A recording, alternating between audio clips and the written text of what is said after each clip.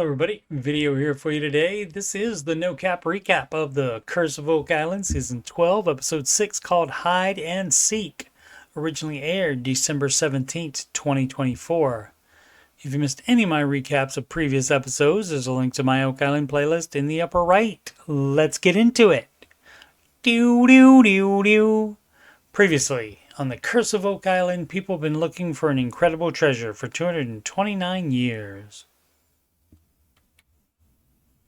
As the team continues to drill in the Golden Egg area beside the garden shaft, the excavation in Smith's Cove continues as the team is trying to find a shaft uncovered by the Restall family in the 1960s. They thought it to be access to the flood tunnel so that the water could be stopped. The Restall attempt to block it using concrete mix failed. Closer to the water in Smith's Cove, Gary detects something here. Alex tries to dig it out, but the hole fills with water and keeps collapsing.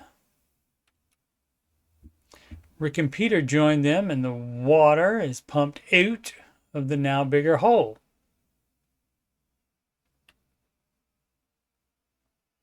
The metal object has corroded and connected to rocks. They take it to the lab for Emma to identify. One thing brought up was the question of how did something so big get 4 feet under the shore? Here's another angle that better shows how close to the water they were.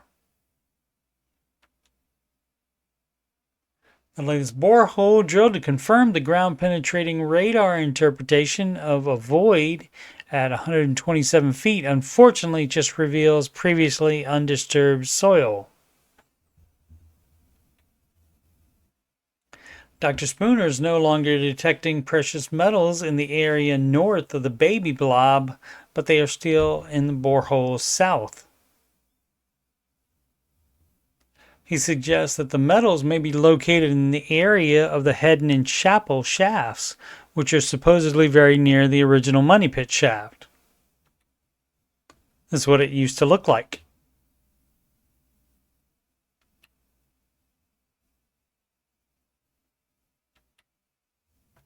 Dr. Spooner mentions borehole F4 as being particularly consistent.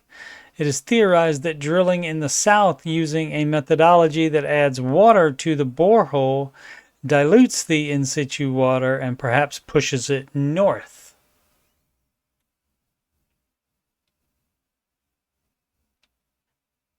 In the big structure on Lot 5 that still isn't completely hand excavated, Fiona thinks these rocks are out of place.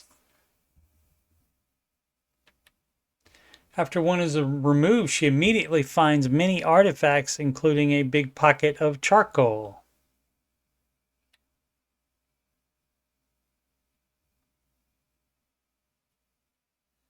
In the lab, Emma and Laird have an update on the concretion. It was too big for the scanners, but they were able to remove the corrosion and rocks. It reveals this cast iron stove door with a sunburst design that will be followed up on. Narrator Robert Clotworthy wonders if it's related to this artifact found on Lot 5. The manganese content in the iron would make the date around the mid-1800s.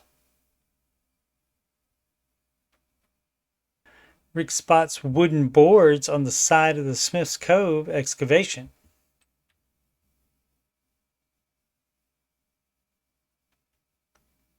Gary metal detects what he thinks is a modern bolt and finds several modern nails. Billy will dig down in that area. This image is of the Restall's cribbing. Gary also finds the spike.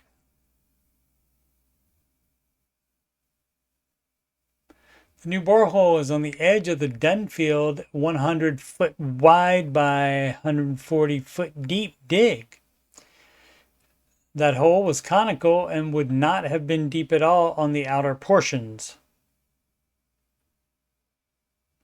A core sample from 100 feet reveals wood they think is a tunnel ceiling. And this one from 108 feet would appear to be from a tunnel floor. There will not be any new episodes on Christmas Eve and New Year's Eve with the Curse of Oak Island or Tales from Oak Island. So I'll be finishing up Season 7 and starting Season 8 Retro No Cap Recaps. All of the other episodes are done and are in my Oak Island playlist.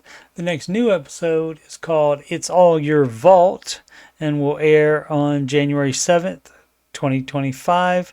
And my No Cap recap will be up later that evening. I'm also slowly doing retro No Cap recaps of seasons 2 through 4 of The Secret of Skinwalker Ranch. Seasons 1 and 5 are all done, and those are in the Skinwalker Ranch playlist.